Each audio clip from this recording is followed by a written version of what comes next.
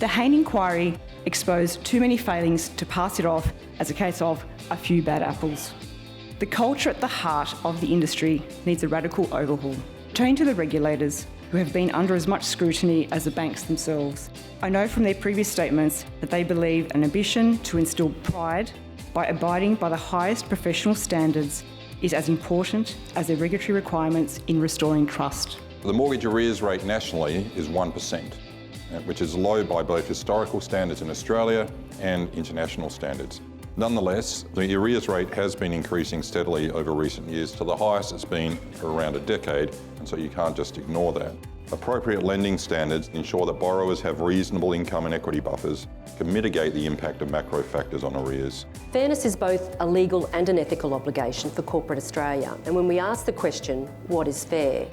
We know its absence when consumer harm abounds, and doing the right thing is proving today more than ever before to be a commercial must-have. Going forward, we are planning to publish our work on what we think fairness in the provision of financial services and products should look like and not look like. At ASIC, we will keep the nightlight on, both conduct and consumer outcomes, but at the end of the day, the firms must also commit to change.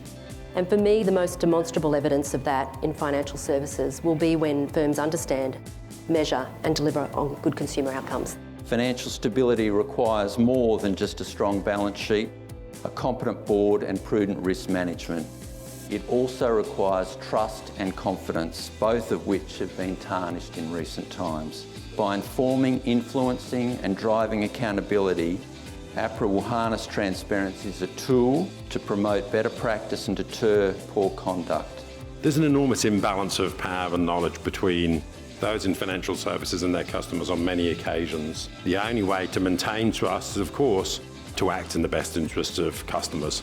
And that, of course, the classic solution is professionalism.